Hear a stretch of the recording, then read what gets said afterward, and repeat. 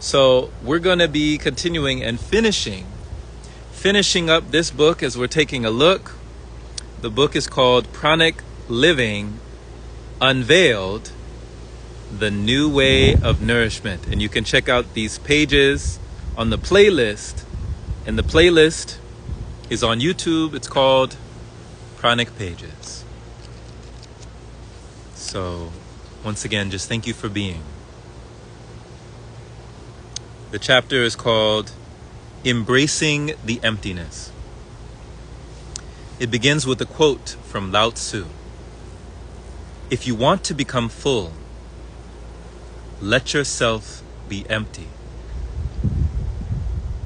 If you want to be reborn, let yourself die. If you want to be given everything, give everything up. Lao Tzu, from the Tao Te Ching. The journey of pranic living is a profound exploration of paradoxes.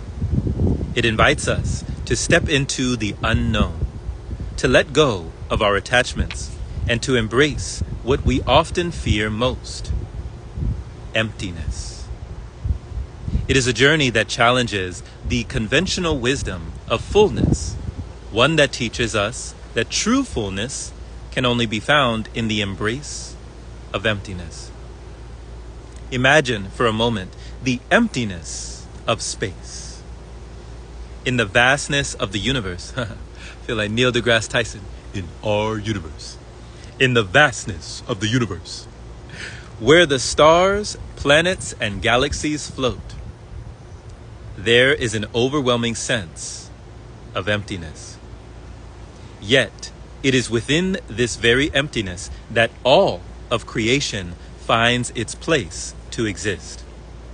Without the infinite void, there would be no room for the wonders of the cosmos to unfold. This is a perfect metaphor for the pranic path. In our daily lives, we often seek fullness in all the wrong places.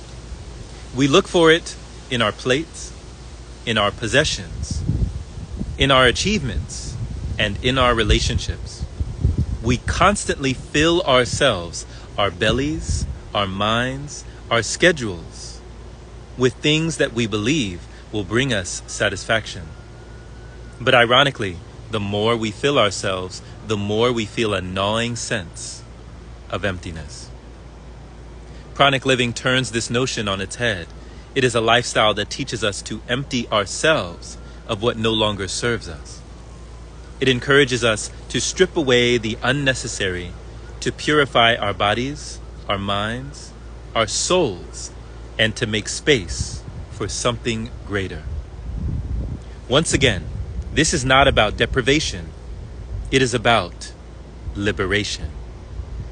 When I first embarked on this journey, the idea of emptiness seemed daunting, like this huge Mount Everest in the distance. The thought of going without food can feel for many like a form of self-denial. But as I delved deeper, I began to understand that this emptiness was not a void to be feared, but a space to be revered. It was a sacred emptiness, a fertile ground where the seeds of pranic energy could take root and blossom. The transition to pranic nourishment is, in essence, a process of becoming empty. As we gradually let go of physical food, we start to draw nourishment directly from source, from the prana that permeates the air, the sunlight, and the very essence of existence. This prana, this life force, is what can fill us when we are empty. There's a quote by Brother Chris Del Sol. Power doesn't come in response to a desire. It comes in response to a need. So putting our body in need is our work, is our job. That is that fasting. I realized that all my body was asking was to not consume anything. Chris Del Sol. But this emptiness is also about letting go of the mental clutter, the emotional baggage, and the spiritual noise that we carry with us. It is about creating a space within ourselves where we can truly listen to our inner voice, to the wisdom of our bodies, and to the guidance of the universe. In this space of silence and stillness, we find the fullness we have been seeking. There is a profound peace that comes from emptiness, when the body is not occupied with digestion, when the mind is not preoccupied with thoughts, and when the spirit is not weighed down by attachments. There is a sense of lightness and of freedom. It is this state of being that pranic living invites us into, a state of pure presence where we are fully alive, fully aware, and fully connected to ourselves and to each other. Embracing emptiness does not mean we reject the world. On the contrary, it allows us to engage with the world in a much more meaningful way. When we are no longer driven by hunger, physical, emotional, or spiritual, we can approach life with a sense of abundance. We can give without expecting anything in return. We can love without conditions. And we can live without fear. This is the fullness that comes from emptiness. And here is a quote by one of my mentors, Raki Chari. Shout out to Raki, the Breatharian yogini. Raki says, "Our bodies can heal themselves, but we don't give it the support that it needs to heal itself." You know, the only support we can give that is required, Jerome, like I said earlier, is do nothing. It's free. Don't do anything, and you will heal your body. You'll heal your emotions. You'll heal your physical, mental, emotional bodies. All we're trying to do is learn how to kill time. As long as we can figure out how to kill time, our body is going to do what it needs to do. We need to keep our minds occupied. That's why we have these workshops. We have this and that to try and keep you engaged. You don't need to do anything. Raki Chari. Another aspect of emptiness that often goes unnoticed is the subtle art of doing nothing. In a world brimming with distractions and the incessant urge to stay busy, the concept of doing nothing may seem foreign, even counterproductive. We are conditioned to fill every moment with activity, often turning to food, drink, or other diversions to avoid the discomfort of stillness. Yet, what if we could learn to embrace this empty space?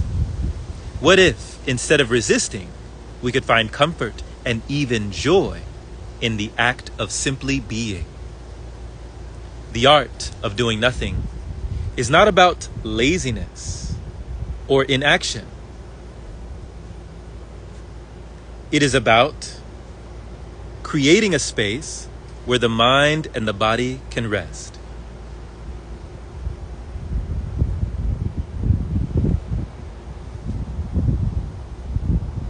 Recharge and reconnect with the self. It is an invitation to be present, to sit with your thoughts, emotions, and sensations without the need to escape or fill the void. In this space, we can begin to appreciate stillness, becoming comfortable in our own company and deepening our connection to ourselves. This practice is incredibly beneficial to both mental and physical well-being. By taking the time to sit in silence and do nothing, we allow ourselves to engage in a form of self-reflection that is often overlooked in our fast-paced lives. It is an opportunity to understand our thoughts, emotions, and behaviors on a deeper level. In this quiet, undistracted state, we can observe the patterns that govern our lives, gaining insights that might otherwise be obscured by the noise of constant activity. For doing nothing to be truly effective, it requires a certain level of discomfort and openness. It is about being present without judgment, allowing thoughts and feelings to surface without the need to act on them immediately. This openness creates space for introspection, where you can explore your inner world without the pressure of external demands. It is in this space of non-action that true balance can be found, as you give yourself permission to just be, rather than constantly do. Here's a quote by Amudra Madura. Shout out to Amudra over there in the Netherlands. Amudra says, "I really had some people calling me saying, okay, I did everything. My house is very clean and I don't know what I have to do." And I just always say, okay, just sit down and do nothing. Because they are afraid of the feelings that will come up when they are doing nothing at all. Amudra Madura. Interestingly, some of the most profound ideas and creative solutions often emerge from these moments of stillness. When the mind is not cluttered with tasks and to-do lists, it has the freedom to wander, to explore new ideas, and to make connections that might otherwise be missed. In my own experience, I have found that surrendering to the moment and embracing the emptiness of life has led to some of my greatest breakthroughs. It is in the act of doing nothing that inspiration finds you, gently nudging you towards the answers you seek. The art of doing nothing is a powerful practice that can enrich your life in unexpected ways. By allowing yourself the space to simply exist without the need for constant stimulation, you open the door to a deeper understanding of yourself and the world around you.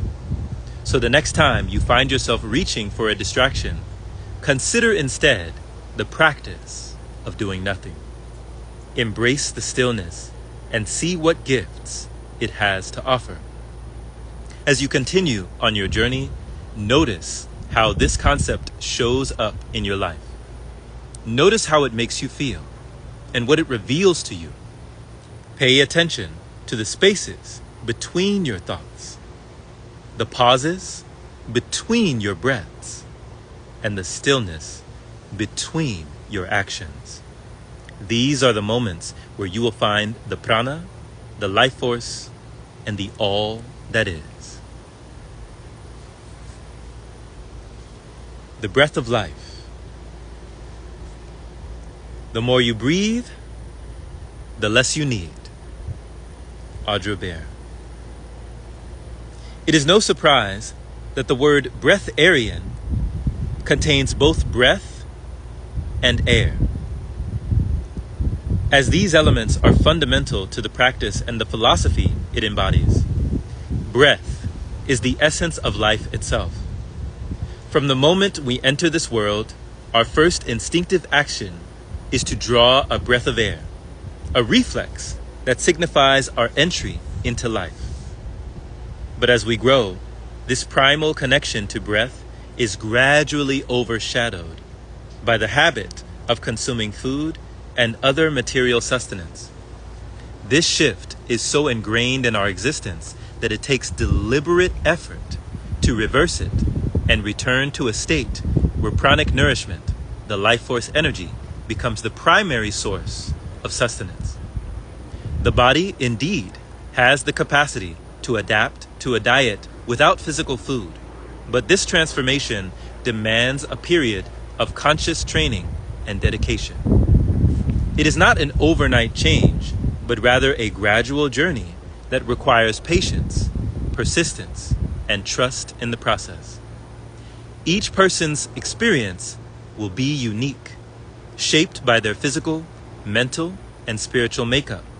However, there are some fundamental steps that can guide anyone on this path. The first step is to bring more attention to your breath. Breathing is often an unconscious act, yet it is a great tool for revving up the pranic engine. You could see the breath as a key, and the door that it opens is awareness. Start by taking deep, deliberate breaths, filling your lungs completely and exhaling fully. Focus on the rhythm and the depth of your breath, allowing it to become a meditation in itself. With consistent practice, this conscious breathing will become second nature, forming the foundation for your transition. Next, begin to tap into your natural source of energy. This involves more than just breathing. It requires a deep connection with your inner self. Spend time quieting the mind and tuning in to the subtle energies that flow within and all around you. Visualize yourself being nourished by these energies, seeing them as a vital force that sustains and rejuvenates you from the inside out. As you cultivate this connection, you may now start to feel a shift in how your body perceives nourishment, relying less on physical food and more on living on light. The third step is to explore various pranayamas, or breathing techniques, that can enhance your ability to draw and circulate prana throughout your body. Techniques such as box breathing and tumo are just a couple of examples. My favorite technique when I started was one called nadi shodhana, also known as alternate nostril breathing. Each of these practices offers different benefits, often from calming the mind to igniting internal heat, and can be very powerful for your breakthrough. Experiment with different methods to find what resonates with you, and be patient with yourself. It is normal not to see immediate results, as the body and mind need time to adjust to these new practices and the concept of being satiated solely by breath. Finally, faith in yourself and the process is crucial. Every day, remind yourself of your innate capacity to be sustained by prana. Trust that you are worthy of this transformation and give yourself the grace and time needed for growth and healing. This path is not about rushing or forcing change. It is about moving steadily and deliberately, respecting the natural pace of your evolution. Whether your progress is fast or slow, what matters most is your commitment to keep going, to keep breathing, and to keep believing in your power. Remember that every breath you take is a step closer to the revelation that you are sustained by the very air you breathe. And that in this truth lies the essence of your being. The cycle of self-sabotage with food can be an insidious force, one that can feel like it has a grip on your soul, pulling you deeper into a vortex of despair. For me, this cycle was not just a passing struggle. It was a deeply traumatic experience. I could see the self-sabotage frequency playing out within me like a broken record, each repetition chipping away at my self-esteem. It wasn't just my relationship with food that was eroding. It was my relationship with myself. My confidence crumbled, my trust in my abilities waned, and my faith, the faith I had in my own strength and discipline, diminished. With every binge cycle, I felt myself spiraling further and further into a depressive state, the act of eating becoming a numbing mechanism rather than a source of nourishment. One of the pivotal turning points in my journey came from the wisdom of one of my mentors, Elitam El-Amin. He often imparted a simple yet profound message. Go ahead and have the food. Eat what you want. Just don't let meditation go. At first, it seemed counterintuitive. How could indulging in the very thing I struggled with help me? But as I reflected more deeply on his words, the underlying truth became clear. The essence of his message wasn't about the food itself. It was about maintaining the practices that elevate and expand your consciousness, even amidst the indulgence. Meditation, breathwork, and energy practices are the keys to bringing more light into the body. They are the conduits through which your consciousness expands and your spirit thrives.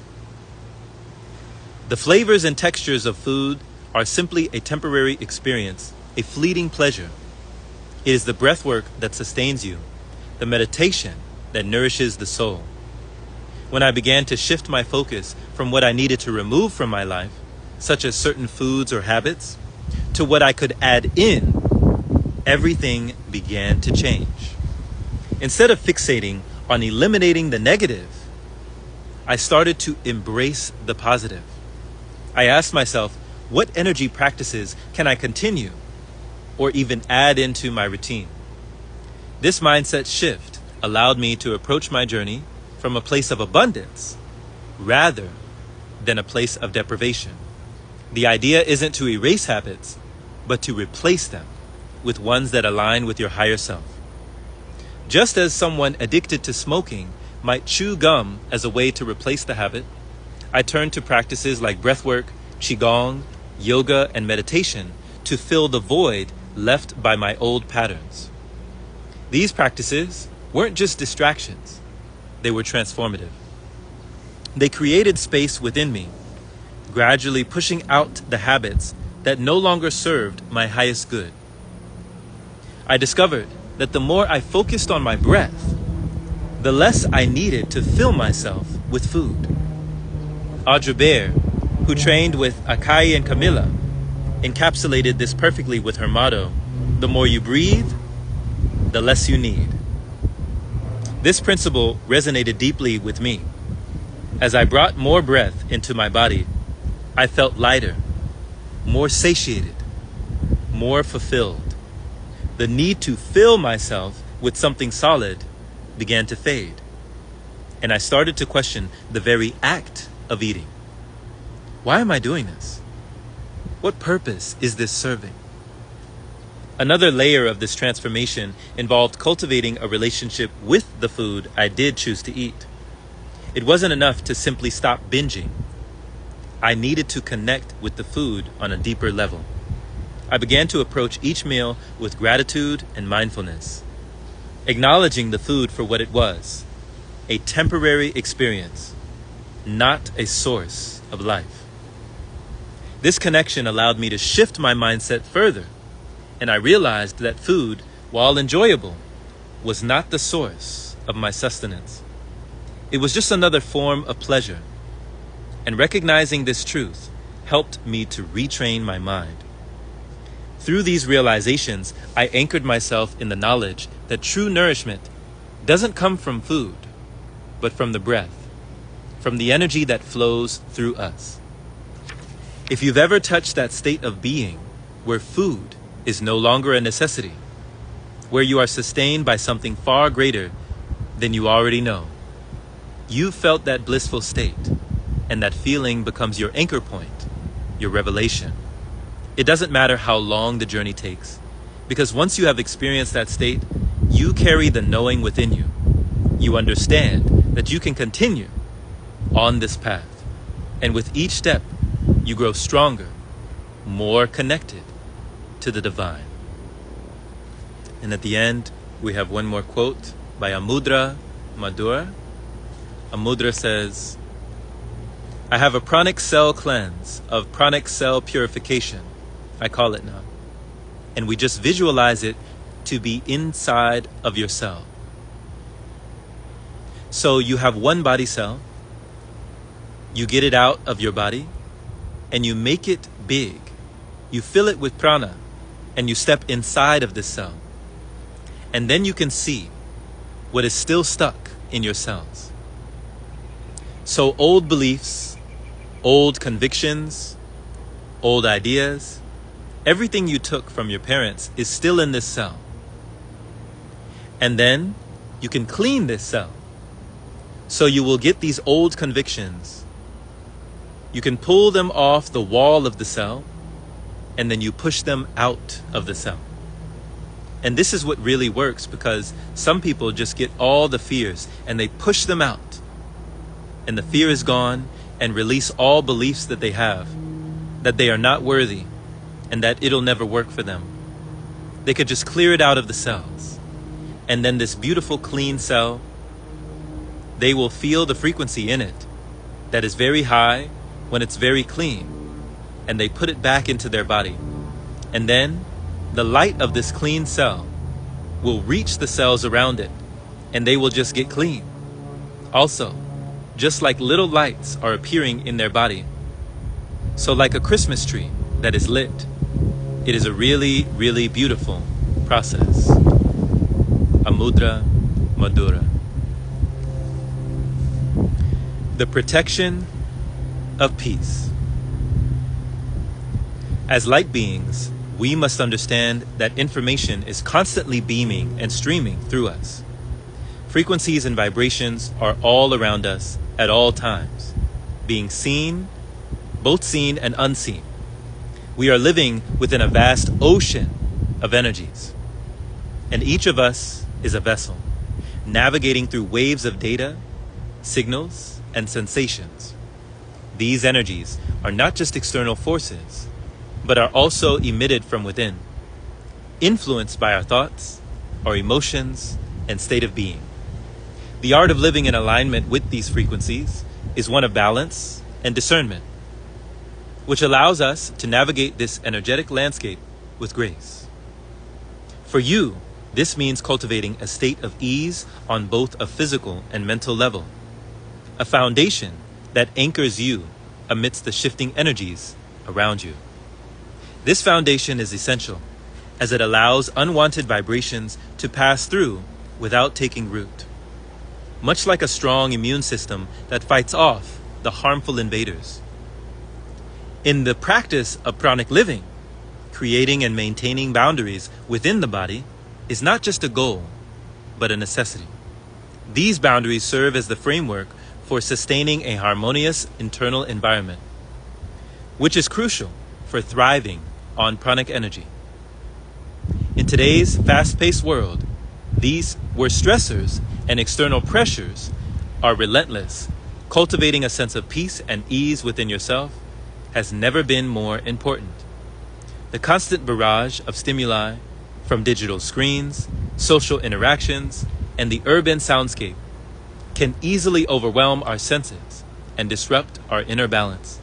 However, by nurturing an inner boundary of tranquility, we establish a protective shield that guards against these external influences.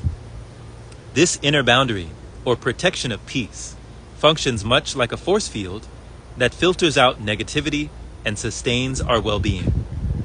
Let's delve into how this internal shield operates and why it is so vital for your pranic journey. Imagine your body as a fortress, equipped with various defense mechanisms designed to protect and sustain you.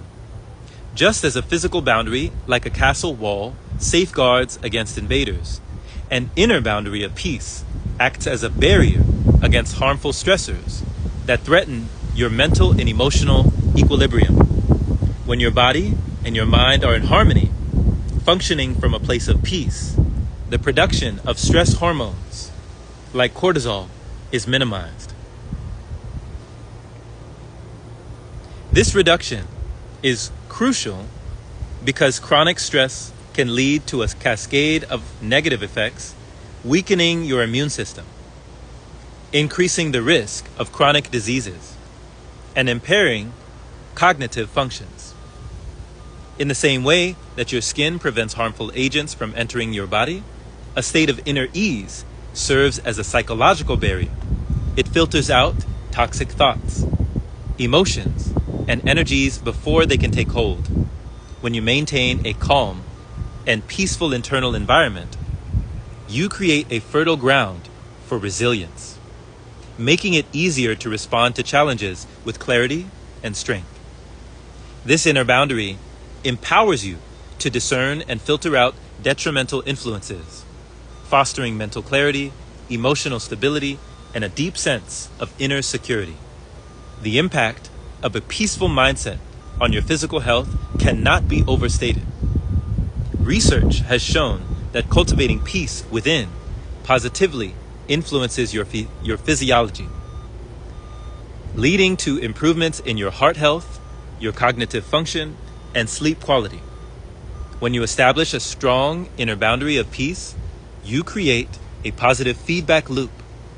The more you cultivate this peace, the more it shields you from external stressors, and the healthier you become. This holistic approach to well-being is at the heart of the Pranic living path.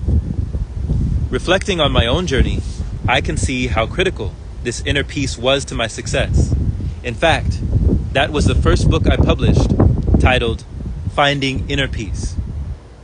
When I embarked on this path back in 2019 and completed my first full month without solid food, I had an advantage that I didn't fully appreciate at the time. I was in the solitude of a secluded environment, a small, peaceful haven on the property of Burmese monks and nuns in Lake Elsinore, California, with no distractions, no responsibilities, and the quietude of nature. I had all the time and space I needed to work on myself and build this inner force field of peace. In that environment, I had very few responsibilities. No children to care for, no job to attend, no traffic to navigate, not even a car to maintain. My peace was largely unchallenged, and with little to disrupt my state, I could fully dedicate myself to deepening my connection to the pranic energy. I made full use of this opportunity, immersing myself in meditation, breathing practices, and inner work. The result was profound. I emerged from that period as a completely renewed being, fortified by the inner boundary I had carefully cultivated. However, I recognize that not everyone has the luxury of retreating to such a serene environment. You may have significant responsibilities, work, family, bills to pay, and you may be living in a bustling city with constant noise, pollution, and stress. But here's the key. This force field of peace is not dependent on your external circumstances. It can be cultivated anywhere at any time through conscious effort and practice. Take the example of one of my mentors, Elitam, who began his Breatharian journey in the heart of Akron, Ohio, a place not exactly known for its serenity. Despite the many distractions, lower vibrations, and challenges, he embraced the Breatharian path with unwavering commitment. His dedication to cultivating inner peace and his connection to pranic energy have allowed him to now walk the entire continent of Africa, a testament to the power of his inner work. Another example, close to my heart, is my friend Nabiha. She embodies peace and serves as a role model for those on the pranic path. Despite having several responsibilities, family to take care of, and a full-time job, Nabiha lives her life on her terms. She preserves her peace, not by escaping her circumstances, but by cultivating that inner boundary within herself. Her ability to maintain this state of ease amidst the demands of daily life is truly inspiring. It shows that if she can do it, anyone can. So as you walk this pranic path, realize that nurturing a state of inner peace and ease is not just a luxury, it's a necessity. It's akin to establishing a protective boundary within your body and mind, a key ingredient in the overall recipe for living on light. This boundary is your sanctuary, your refuge from the chaos of the world, and your source of strength. The more you cultivate it, the easier it is, and the easier it becomes to sustain yourself and navigate the world with grace and resilience. Remember, this journey is not about perfection or rushing to some end goal. It is about the gradual, steady cultivation of peace within, one breath at a time. Your inner peace is your most powerful tool. Use it wisely, protect it fiercely, and let it be the guiding force that lights your way forward. Breatharian by design. This chapter begins with a quote from Lao Tzu, from the Tao Te Ching. Thus it is said, the path into the light seems dark. The path forward seems to go back. The direct path seems long. True power seems weak. True purity seems tarnished.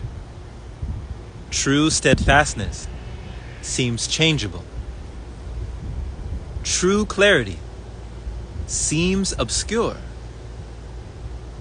The greatest art seems unsophisticated. The greatest love seems indifferent. The greatest wisdom seems childish. The Tao is nowhere to be found, yet it nourishes and completes all things. Lao Tzu, from the Tao Te Ching. Let me tell you a little story. This story took place many years ago and centers around a little girl in China and her family. The family had a deep well in their backyard, which held just a small amount of water at the bottom. During this time, their country was under great threat from invading forces, and the family had to flee their farm to escape the imminent danger. Tragically, the family knew that the little girl's health was fragile, and she would not be able to withstand the arduous journey with them. Faced with an impossible decision, they chose to lower her down into the well, where she would have access to limited water it contained. The family, with heavy hearts, hoped and believed they would be able to return in just a couple of weeks, thinking that the water would be enough to sustain her for that short period. As the little girl was carefully lowered into the well and the opening covered to conceal her, the family left, their hearts burdened with worry. But as fate would have it, their journey was delayed. And it was a full 8 months before they were able to return. By this time, the family had resigned themselves to the likelihood that their beloved daughter would not have survived such a long period without adequate food or human contact. When they finally made it back to their farm, they approached the well with trepidation, fearing the worst. They removed the cover, expecting to find that the little girl had perished long ago. To their amazement, however, they found her alive. Not just alive, but healthier and more vibrant than when they had left her. The family was shocked. How could this be possible? How could a young girl survive for 8 months with nothing but a little water in the depths of a dark well. They quickly lifted her out of the well, overwhelmed with joy and curiosity. Once they had her safely in their arms, they eagerly asked her what had happened. The little girl, calm and untroubled, explained to them that she had not been alone in the well. There had been a little turtle with her. She had observed how the turtle would stick its head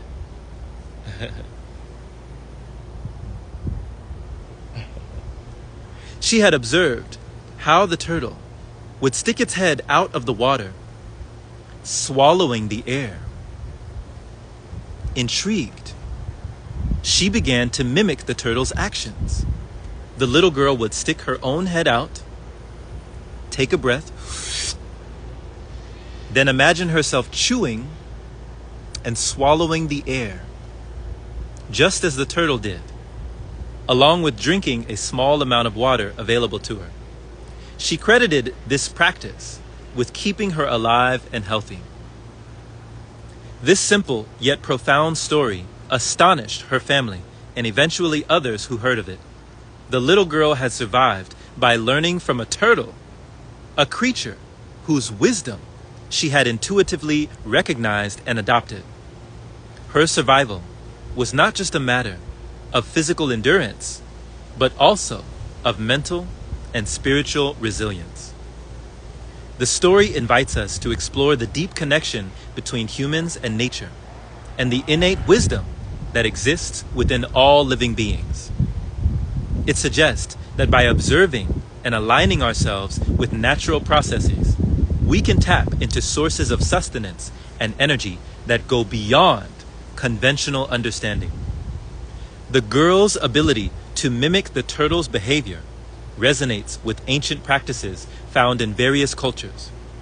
The same practices we have discussed throughout this book. Practices that are used to sustain the body in ways that defy modern expectations. This story also serves as a powerful metaphor for the potential of pranic living. It challenges us to realize how the human body, when properly attuned, has the capacity to thrive on energies that are not bound by physical limitations. Just as the little girl discovered a way to nourish herself in the absence of food, so too can we explore the possibilities of living on pranic energy.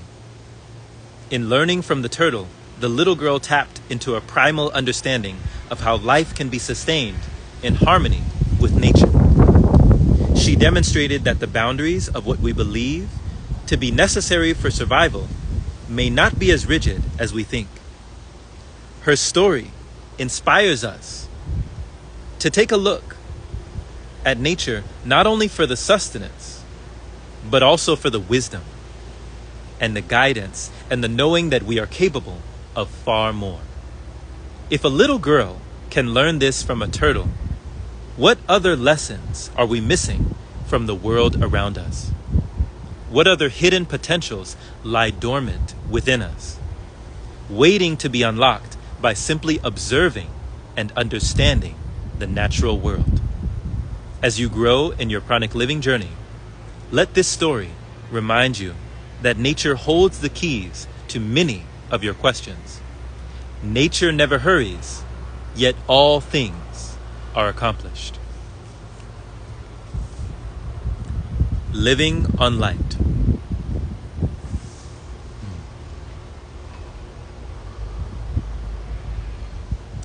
If therefore thine eye be single, thy whole body shall be full of light.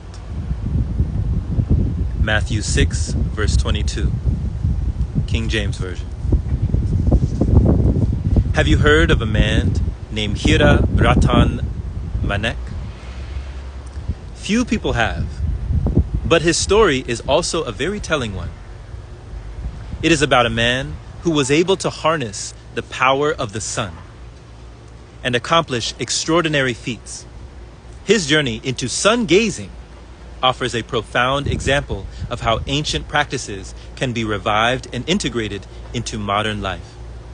It is about someone who dared to reconnect with a primal source of energy that most of humanity has forgotten. He became a full-time sun worshiper in 1992. Crazy, because I was only 2 years old at that time. Imagine the courage it took to stand before the sun, unflinchingly gazing into its light, while the world around him warned of the dangers. In our society, the sun is often portrayed as a double-edged sword, essential for life, but also something to be wary of. We are taught from a young age to shield ourselves from the sun, to slather on sunscreen, to wear sunglasses, and to seek shade. But what if these precautions, while well-intentioned, are distancing us from a vital source of energy and healing?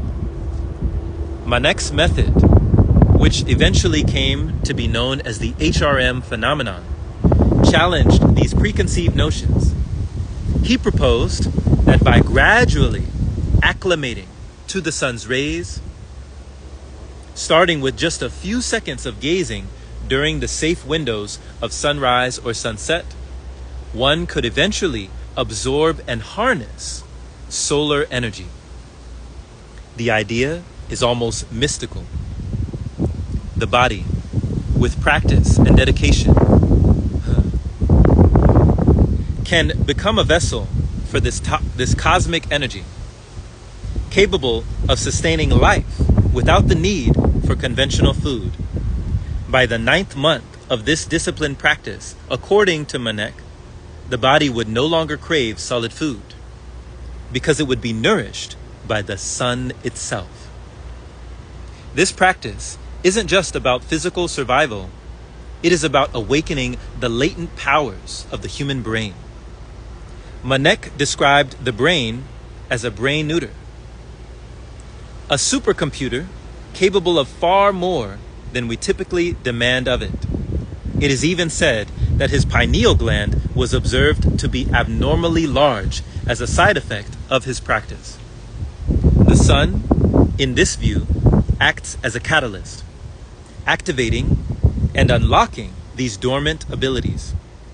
It is a concept that aligns with the broader principles of pranic living, where our focus is on cultivating inner energies to transcend the limitations of the physical.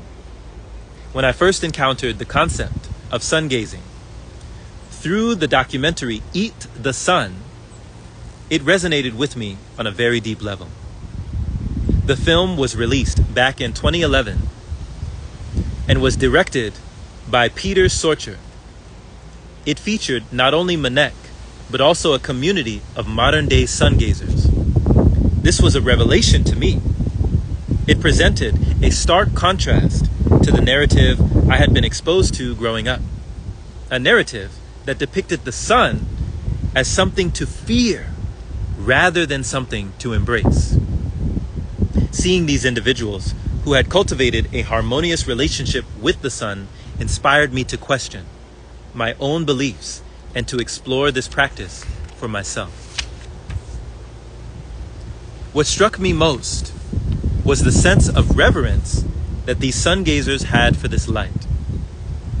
It wasn't just a ball of burning gas in the sky. It was a living, conscious entity, a source of life and wisdom.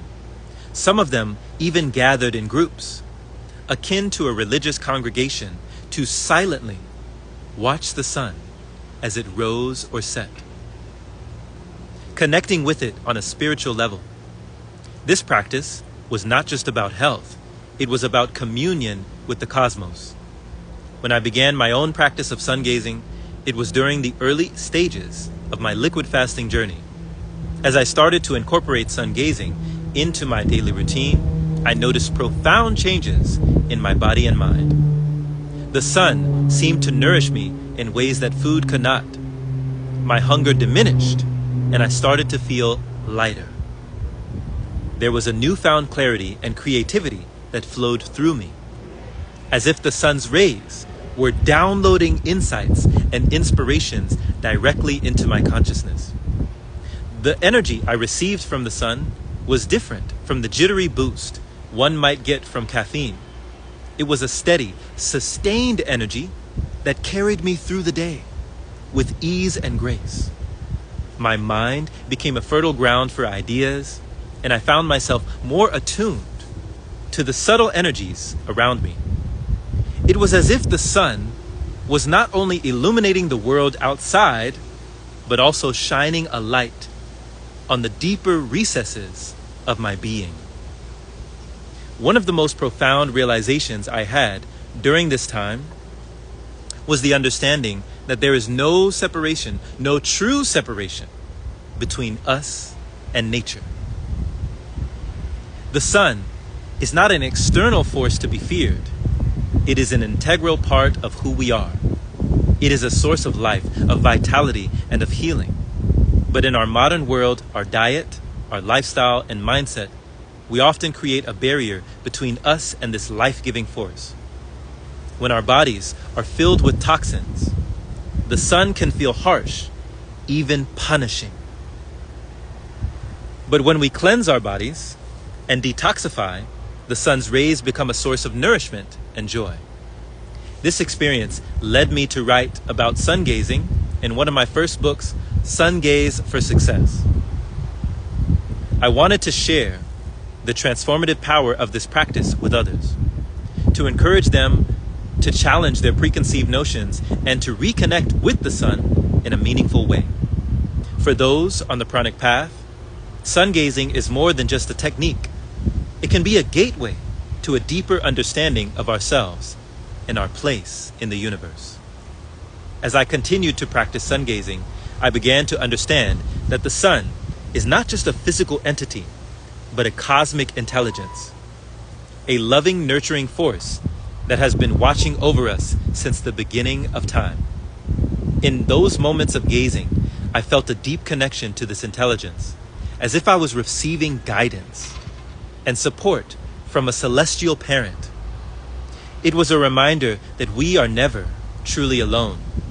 We are always in the care of the cosmos. For anyone who has never tried sun gazing, I encourage you to approach it with an open mind and an open heart. Start slowly, within the safe windows of sunrise or sunset, and gradually increase your time, paying attention to how your body and mind respond. You may find, as I did, that the sun becomes not just a source of light, but a source of life, wisdom, and peace. Remember, the sun is not our enemy. It is our ally, our friend, and our healer. But to fully receive its gifts, we must purify ourselves. And when we do, the sun's rays will no longer feel harsh or threatening. Instead, they will feel like a warm embrace, and you will soon start to radiate this light in the world. And at the end of this chapter, we have a quote by Diane Lake. Diane says, "We wouldn't buy into the belief that we had to eat on a regular basis. He might have said that when the food supplies were low, but he also believed in fasting as a way of learning discipline over the physical. This little house was surrounded with lemon trees, and someone had also given us some jars filled with honey. So a few of the girls and I decided to take the lemons, water, and honey and go on a fast.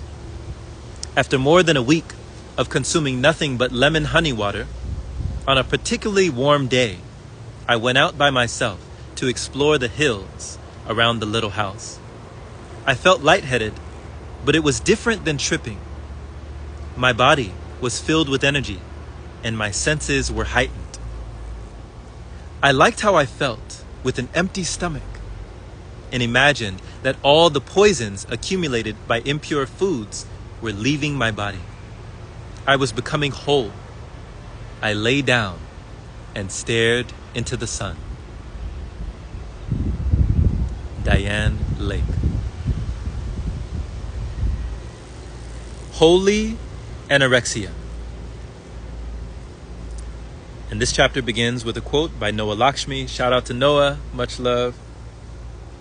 Noah says, "I had a knowing, to some degree inside of me, that food, solid food, or at least the density of eating a large quantity, was not right for me. Anyone that has ever experienced anorexia on some level already has that breatharian knowledge inside of them." Noah Lakshmi. Have you ever heard of holy anorexia? If not, don't worry, you're not alone. I had not heard of it either until very recently. The concept of holy anorexia is one that many may find shocking or difficult to comprehend in our modern context. Yet it reveals a profound intersection between spiritual devotion and physical discipline that has roots stretching back centuries. Roots that stretch back for centuries.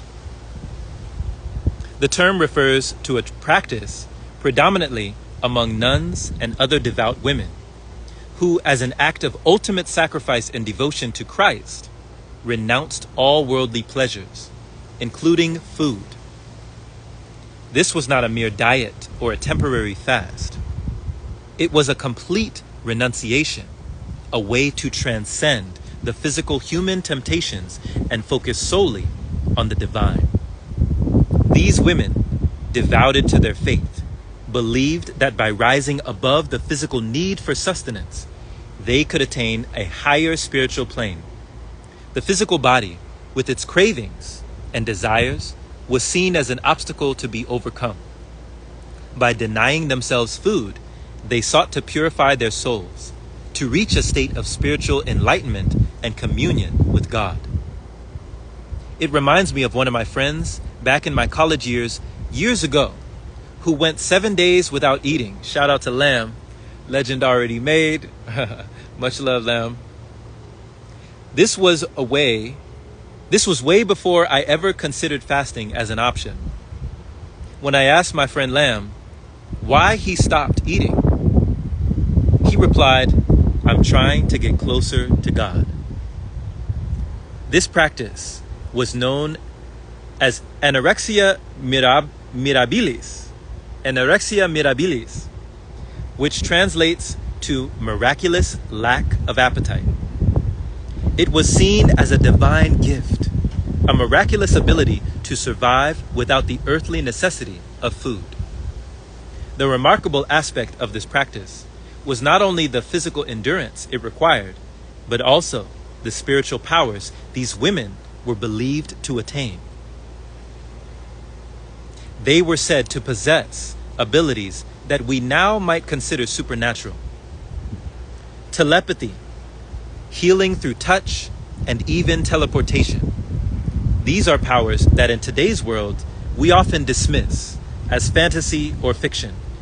But for these women, these abilities were seen as a natural extension of their spiritual journey, a testament to their closeness with the divine.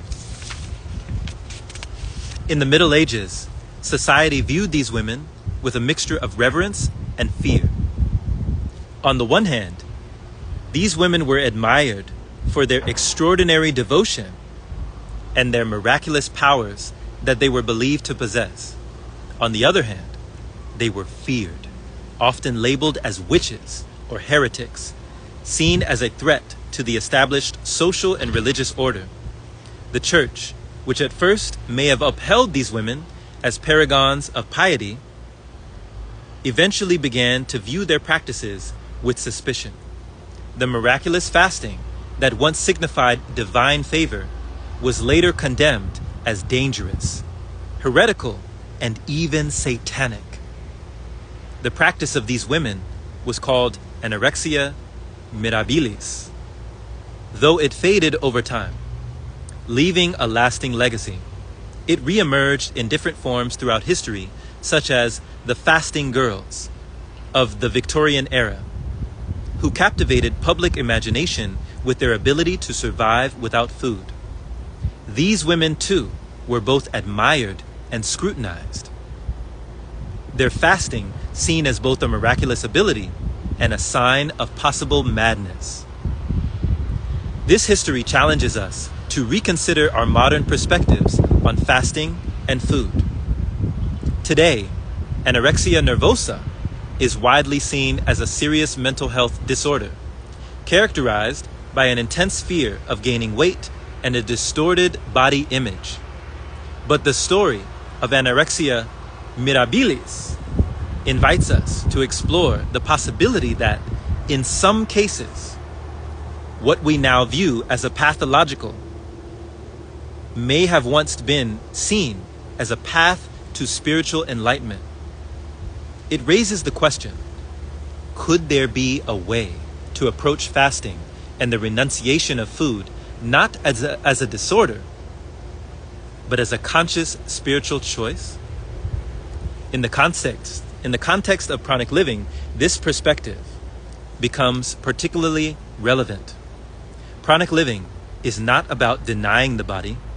Rather, it is about transcending the need for physical sustenance by cultivating an inner connection to the life force, or prana, that sustains us all. It is about realizing that we are not merely physical beings, but spiritual ones, capable of drawing energy from the ethers around us.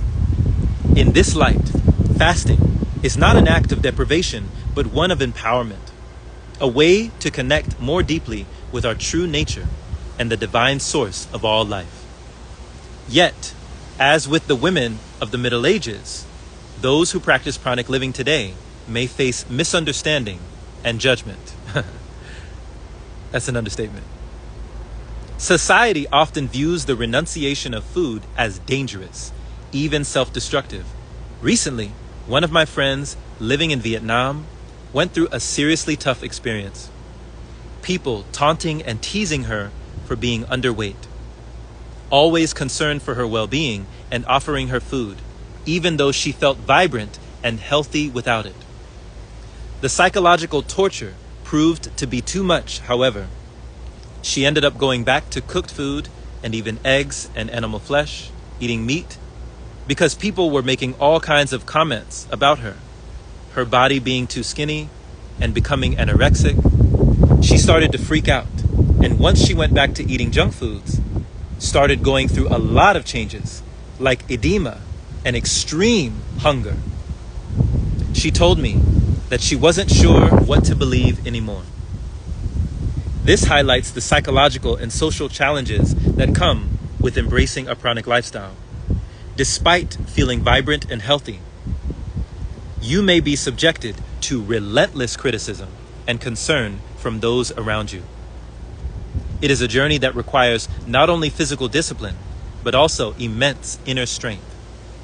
It is a path that may be met with opposition, not only from strangers, but from those closest to us. To succeed on this journey, one must cultivate a deep sense of inner peace and resilience, remaining steadfast in the face of external doubts and fears. Ultimately, pranic living offers a way to reclaim the ancient wisdom of practices like anorexia mirabilis, without the fear and stigma that have surrounded them in the past. It is a path of life and not death, one that brings us closer to our true selves and to the divine energy that sustains us. By embracing this path, you begin to now see that fasting is not a mere act of deprivation, but a powerful tool for spiritual growth and transformation. Knowing that you are walking a road that has been traveled by many before you. You are not alone. You are not deprived, and you are more than enough.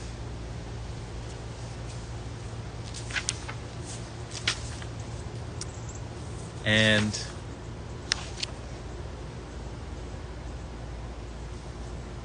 we'll go ahead and close it out. I was thinking I might save this for another video, but we're already rolling. Let's go ahead and close it out. The next chapter is called Your Own Perfect Medicine. And it starts with a quote by one of my mentors, Raki Chari. In the 5th year of my pranic journey, I delved deeper into my breatharian practice by doing urine therapy. So I started urine therapy, and I got deeper and deeper, allowing my perfect medicine to take me deeper into the Breatharian journey. And urine therapy is something that I learned about my 1st year. But honestly, I just thought it was a joke. I thought people were joking when they were saying that, and I didn't realize it was actually a thing. I didn't realize that urine therapy was actually a thing that people practice. I just thought, they were joking or something. And so when I heard it from many different sources, and then I decided that in my 5th year that I was going to really do this urine therapy and dive deeper. And I realized that it has taken me deeper into my Breatharian journey. Raki Chari. In all the books that I have written, I don't believe that I have ever mentioned this topic. It is a super sensitive topic for many people because of what it implies about our bodies. Something that has been stigmatized for so many years. It touches on a subject that carries significant cultural baggage, often demonized and seen as filthy or waste. Yet, as we evolve in our understanding of health and healing, we are coming back into a new awareness of this fluid, urine. I feel that I would be unauthentic.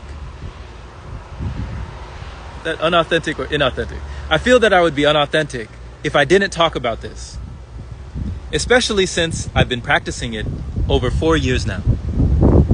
This may be the most important chapter in this book due to the groundbreaking nature of this concept.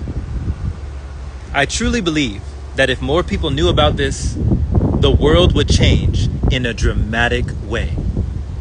The reliance on doctors, hospitals, and conventional medicine would be drastically reduced. The medical term for urine is plasma ultrafiltrate, meaning that your urine is ultrafiltered blood plasma. Contrary to popular belief that urine is a waste product, it is actually a product of blood filtration, not waste filtration. Understanding this, I will refer to urine as plasma, or your body's water, for the majority of this chapter, to help remove the stigma surrounding it and get you used to the idea. It took a lot for me to get used to the idea, but once I did, my whole world changed. My journey into this awareness began in February 2020, shortly after my first Breatharian retreat. During this period, I was deep diving into YouTube, consuming videos at a rapid rate, and uncovering new realities that I had never known. One day, I stumbled upon a video by a woman named Monica Shuit. Shout out to Monica. So much love. Monica spoke about something that was very perplexing to me at the time. Her energy was so palpable that I could feel it through the screen. Her joy, her bliss, and her ecstasy for life were so profound that I found myself drawn to her magnetic personality. I wanted to learn more about what she was doing and how she was able to feel such bliss and enthusiasm. When she mentioned her practice, I was stunned. She was drinking her body's own water, her own plasma. I was so taken aback that I had to pause the video and sit in silence for a moment, trying to process what I had just heard. Could this really be true? Could this be a practice that brings such vibrancy and joy? That entire day, I meditated on this, pondering the words I had heard. My curiosity led me to research further, and I found other YouTube videos of people sharing their own experiences. There were countless practitioners in China, and India, some even referring to the practice as Shivambu in a deeply reverent manner, Shivambu Kalpa. This discovery led me to read the book Your Own Perfect Medicine by Martha Christie, and also The Water of Life by John Armstrong. These books opened my eyes to the incredible potential of this precious fluid that we so casually flush down the toilet every day. I realized that within our bodies lies the remedy for so many ailments, illnesses, and diseases. A remedy that we often overlook due to ignorance or social and societal conditioning. Just think of the channel of conception in our bodies. The front channel that produces the same fluid that can produce life on the planet. I started to rationalize that if my sperm helped to create life, why would something filthy come down that same channel? In the womb, we are swimming in amniotic fluids. It is said that about 20 weeks of pregnancy, the baby's urine makes up most of the fluid.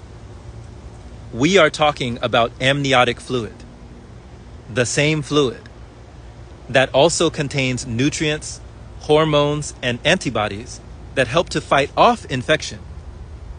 That should be a clear giveaway right there. When I finally decided to try it myself, it took a lot of mental reconditioning. As I tipped the glass of my plasma to my lips, I mentally repeated to myself, mineral water, mineral water, mineral water. This helped me to overcome the initial aversion and reframe the experience, understanding that what I was drinking was not poison, but a substance beneficial to my body, rich with minerals and vitamins. The initial experience was nothing short of alarming. Almost immediately, my body began to purge. I found myself rushing to the restroom repeatedly as my body expelled toxins at a rapid rate. It felt as though the plasma was stripping away everything in my body that didn't belong, every foreign element that was being flushed out. It was as if my body was being cleansed from the inside out, and I felt lighter, cleaner, and more energized. I've heard similar accounts from others. People who have been constipated or haven't had a bowel movement in days found immediate relief after starting to drink their plasma. In my opinion, it is the ultimate cure for constipation. As I continue to drink and recycle my plasma, which some people call plasma looping or recycling, looping, it started to change. The taste changed, the color changed, and even the smell of it changed. It was getting more and more purified the more I would loop it. It was the perfect biofeedback from my diet as well. It showed me through the taste, color, and odor if what I was putting in my body was good or bad for me. But the benefits do not stop there. Plasma can be used in many different ways. Some people drink it orally to purify themselves from within, recycling their body's water. Kind of like the Ouroboros, if you've ever seen the picture of the snake eating its own tail, right? The Ouroboros, that's esoteric symbology of the snake eating its tail, right? Others use it topically on their skin to clear rashes, infections, and to even beautify themselves. I have even spoken to people in the acting and modeling industries who privately attest to using their own plasma on their skin to maintain a youthful and vibrant appearance. They may not share this secret publicly, but they know the benefits and continue to use this method behind closed doors. This is why some refer to it as the fountain of youth or the elixir of life. The uses for plasma are incredibly versatile. It can alleviate and cure practically anything you can think of. Since it is produced by your body, It acts as an alchemical potion uniquely formulated for your own healing. For example, if someone were bitten by a venomous snake, I believe that the antidote to the venom or for the venom could be found in their plasma. The body has an incredible ability to synthesize what it needs to bring itself back into balance. Drinking your plasma also alleviates hunger. This is one of just the many benefits. But I strongly encourage you to read the books by Martha Christie and John Armstrong to explore the multitude of other uses for this incredible substance. In sharing this, I hope to encourage a shift in perspective. What we have been conditioned to see as waste is actually a powerful tool for healing, rejuvenation, and overall well-being. If we can overcome the stigma and embrace the potential of our own bodies, we might find that the solutions to many of our health challenges are much closer than we think. Recently, I saw a movie that alluded to this truth in a very unique way. The movie was called Dune, and it was based on a book written years ago by Frank Herbert. In the movie Dune, there were many desert people called the Fremen who viewed the body's water as sacred. If anybody has seen the movie Dune, part 1 or part 2, you know the Fremen. The sacred water, the water. They even went as far as to develop desert suits called still suits that would recycle the wearer's water. The comparison between the Fremen's water conservation practices in Dune and the real-world practice of Oran therapy, or Shivambu, is fascinating, as both involve a deep reverence for bodily fluids and the belief in recycling what the body produces. In Dune, the still suits worn by the Fremen recycle the body's water, including sweat and urine, to sustain life in the desert environment. The Fremen's belief that every drop of water is precious and belongs to the community underscores their practices. By reclaiming the water within their bodies, they ensure their survival in the arid environment of Arrakis and demonstrate a profound respect for life and resources. Urine therapy is known as Shivambu in Ayurvedic tradition. Practitioners believe that it contains vital nutrients, hormones, and antibodies that can be beneficial when ingested or applied topically. The practice is ancient, and it is mentioned in texts like the Dhamma Tantra, where it is described as a way to cleanse the body, maintain health, and achieve longevity. The Fremen's use of still suits to recycle water is a practical necessity for survival in a desert. It reflects a philosophy that values every drop of water, viewing it as communal property rather than something owned by an individual.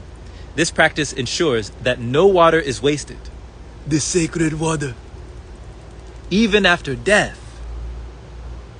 Shivambu also revolves around the idea of recycling, though in a more personal context. Shivambu practitioners believe that the body naturally produces what it needs, and by reintroducing plasma into the system, they are not wasting any of the body's valuable resources. It is seen as a form of self-sufficiency and holistic health management. The Fremen's practices are rooted in an ecological awareness that everything on Arrakis, including water, is interconnected. They live in harmony with their environment, using minimal resources and giving back to the community. Similarly, Shivambu practitioners often have a holistic view of health, seeing the body as a self-sustaining system. By using plasma, we aim to maintain balance within the body and promote healing naturally, without relying on external substances. Speaking of which, I was once dating someone who was a manager at a day spa. She knows who she is. She was all about her health and well-being, but would frequently use tons of beauty products. Once we both started practicing Shivambu, there was a drastic change in her routine. She saw the power of her own water, and in a matter of weeks, she removed and started removing all of her products. She ended up giving away her makeup, her shampoo, conditioner, toners, moisturizers, all because she had found her own solution within.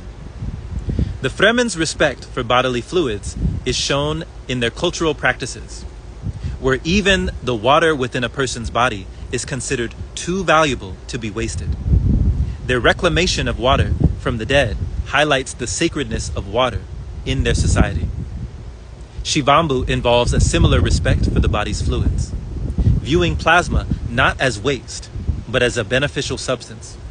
The practice of Shivambu can be seen as a way of honoring the body's natural processes and using what is produced internally to promote health. The Fremen's practice are deeply tied to their identity and survival as a people. Their culture revolves around water conservation, and it shapes their entire way of life, from their clothing to their rituals. For those who practice plasma therapy, it is often more than just a health practice. It can be a spiritual or philosophical commitment to living in harmony with one's body and nature. In traditions like Ayurveda, it is seen as a way to purify and rejuvenate the body and spirit. I'd like to end this chapter with a short story. It is a story you may have never heard of. The story of a man named Poon Lim. In November 1942, the vast and unforgiving South Atlantic became the stage for one of the most remarkable tales of human endurance. Poon Lim, a Chinese sailor, found himself adrift in this endless expanse after his British merchant ship was torpedoed by a German U-boat. As the ship sank, Poon Lim was thrown into the chaotic waters, clinging to a small wooden raft, his only lifeline amidst the ocean's merciless waves. The days on the raft stretched into weeks, and then into months, with nothing but the vast horizon around him. Poon Lim's survival instincts took hold. He salvaged what he could from the wreckage, but the meager rations were quickly consumed, leaving him to confront the brutal reality of his situation. Poon Lim's resourcefulness became his salvation. He did whatever he could to keep going. As the scorching sun blistered his skin, saltwater sores covered his body, yet he persevered. Despite the isolation and the constant threat of death, Poon Lim never gave in to despair. He kept his mind sharp by counting the days and tracking the phases of the moon. When the ocean storms threatened to capsize his fragile vessel, he tied himself to the raft, enduring the fury of the sea with a grim determination. As time passed, Poon Lim's body weakened, but his spirit remained unbroken. He encountered passing ships, only to watch them disappear on the horizon, his frantic signals ignored. Yet, he refused to give up. Driven by the will to survive and the hope that rescue might still come. After 133 days, nearly 5 months adrift in the open ocean, Poon Lim was finally spotted by Brazilian fishermen. They pulled him from the raft, astonished at the frail but resolute man who had survived the impossible. Poon Lim had lost weight and was gravely weakened, but he had survived the longest known ordeal of its kind. When asked about his ordeal, Poon Lim simply replied, "I hope no one will ever have to break my record." His words were a testament to the indomitable human spirit, a reminder of the power of resilience in the face of overwhelming odds. Most sources will say that he survived on rainwater, since of course, drinking salt water would have led to massive dehydration. But surely, he was not catching rain for a full 133 days. I wonder if there was something else that could have sustained him through almost half a year stranded at sea. Could there have been some other fluid nearby? Maybe even within?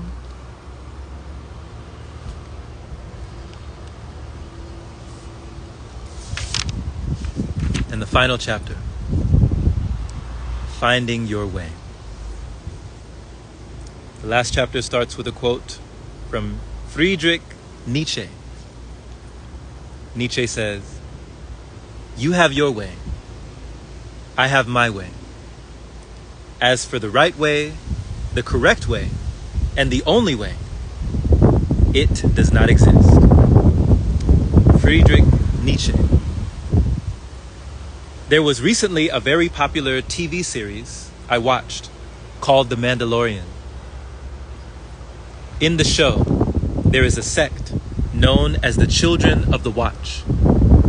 They frequently use a phrase, which with each other, that represents the guiding principle of Mandalorian culture. The phrase is, "This is the way."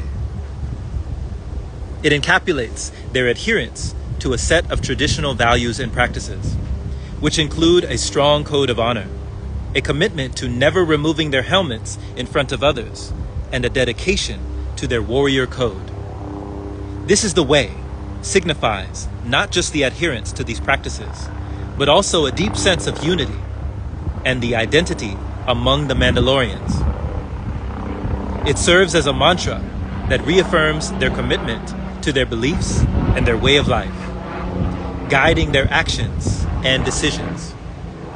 As we come to the close of this exploration into pranic living, it is essential to recognize that this journey is not one of destination, but of continuous awakening. The path to living in a more pranic way is a sacred dance between the physical and the spiritual, between the known and the unknown, between the self we have been conditioned to be and the self we are destined to become.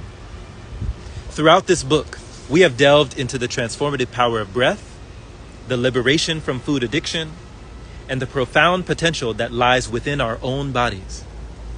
We've explored the ancient wisdom of Shivambu, the rejuvenating practices of meditation and Qigong, and the subtle yet powerful shifts that occur when we align ourselves and our lives with the energy that sustains all existence.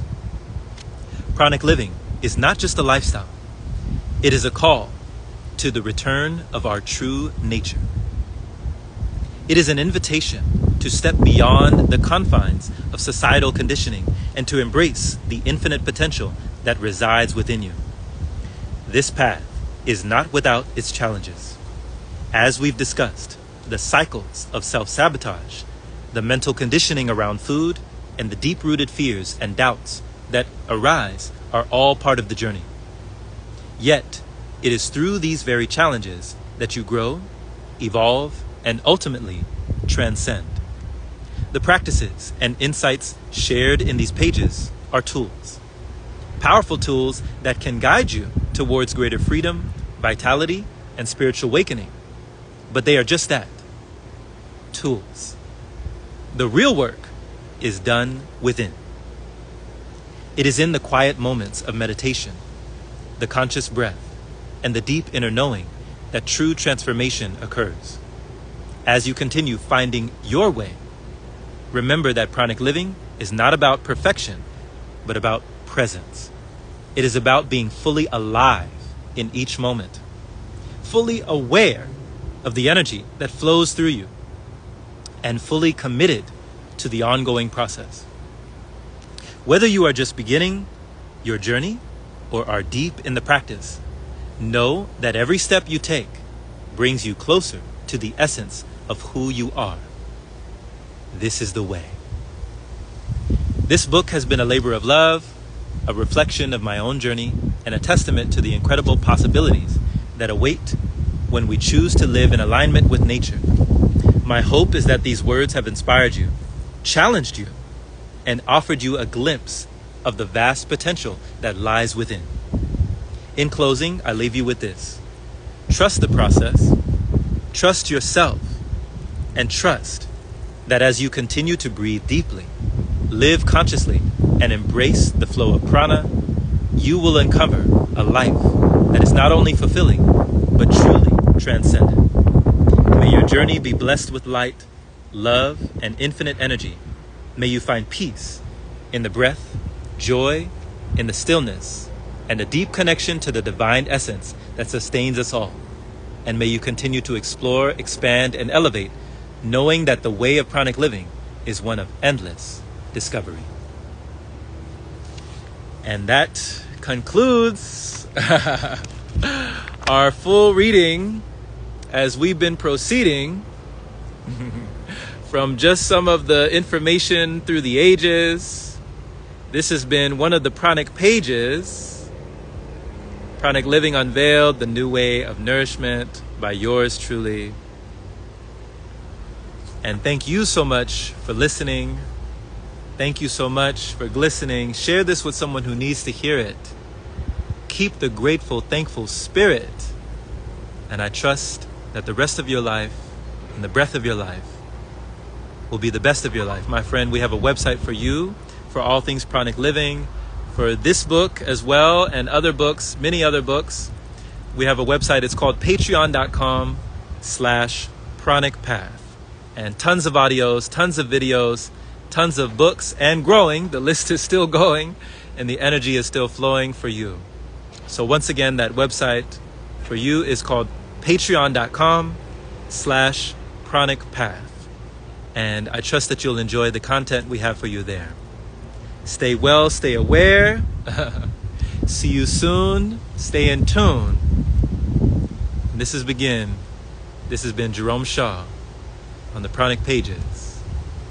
Much love.